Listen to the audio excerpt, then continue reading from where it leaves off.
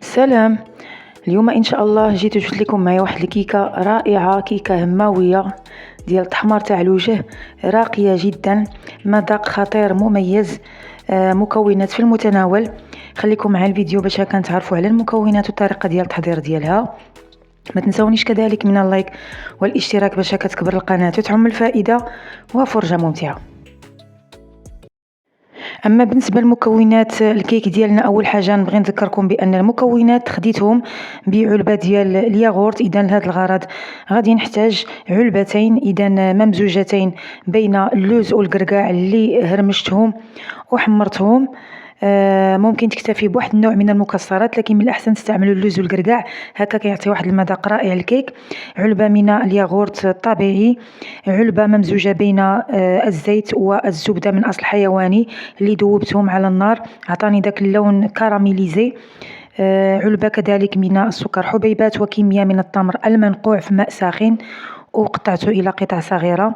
غنحتاج كذلك كمية من القرفة، كمية من روح ديال اللوز، خمارتين من فئة 100 غرام مجموعهما 16 غرام، ثم ملعقتين من ماء الزهر، وكمية كذلك من السكينجبير أو الزنجبيل، الدقيق بطبيعة الحال، وثلاث بيضات. اما بالنسبه لطريقه التحضير فراه جدا سهله. اذا في وعاء غادي نضيف 3 ديال البيضات، غنضيف عليها علبه من السكر حبيبات، ثم المنسمات. اذا ملعقه صغيره تقريبا ديال الروح ديال اللوز اللي كيعطي الكيك واحد المذاق خرافي جدا. اذا كنتمنى صراحه نجربوا هذا الكيك بهاد المقادير، اكيد غادي تشكروني عليها. غنضيف كذلك ملعقه صغيره تقريبا من القرفه، ثم ملعقتين كبار من ماء الزهر، وسكينجبير كذلك ملعقه صغيره.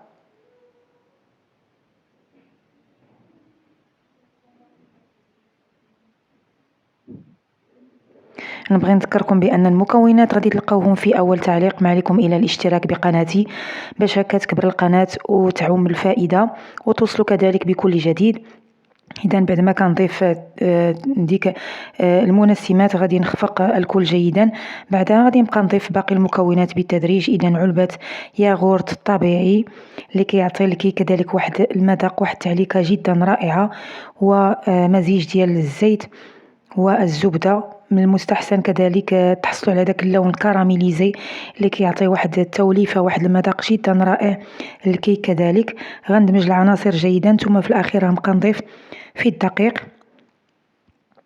اذا الدقيق حسب الخليط، او تقريبا خدا معايا 3 علب.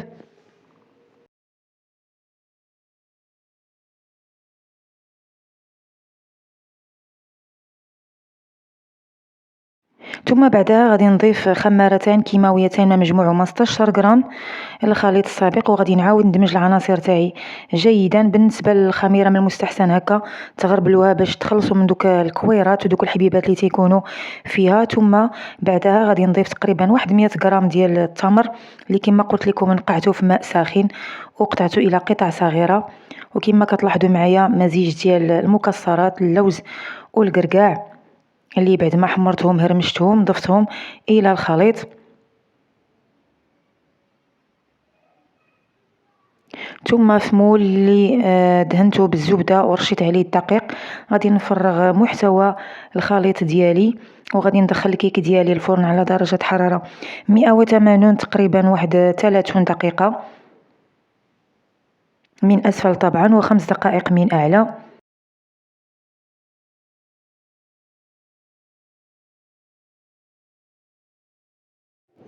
ثم في الاثناء فاش كطيب لينا الكيكه ديالنا غادي نحضروا لاصوص اللي غادي نسقي بها الكيك.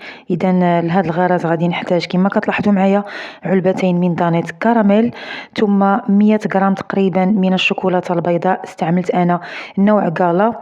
ثم على حمام مائي كما كتلاحظوا معايا ذوبت الشوكولاته ديالي. بعدها غادي نضيف عليها مباشرة دانيت كراميل. إذا من المستحسن تستعملوا دانيت كراميل والشوكولاتة البيضاء في هذه الوصفة كذلك، غادي تعطيكم واحد المذاق جدا رائع خطير للكيك. ثم غادي ندمج العناصر جيدا حتى كنحصل على قوام متجانس.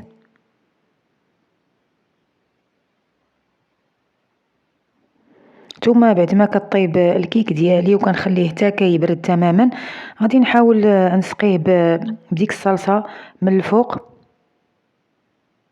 ونسرحها فقط بالملعقة. طريقة جدا سهلة واضحة.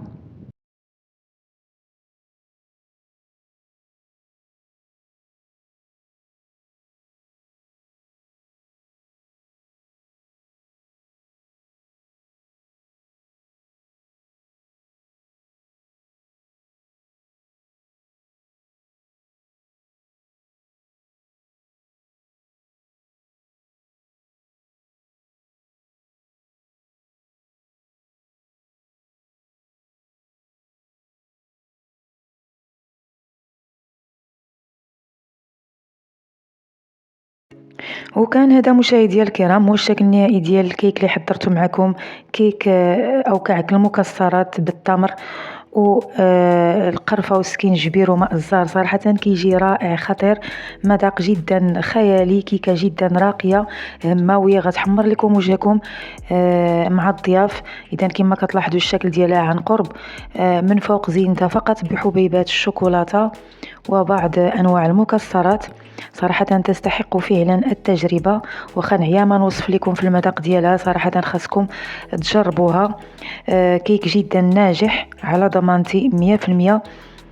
كما كتلاحظوا الشكل ديالها عن قرب كتجي صراحة طالعة وخفيفة، واحد المذاق جدا جدا رائع، كيشبه المذاق ديال الفقاص. كنصحكم صراحة تجربوها وتردوا عليا الآراء ديالكم في لي كومونتير.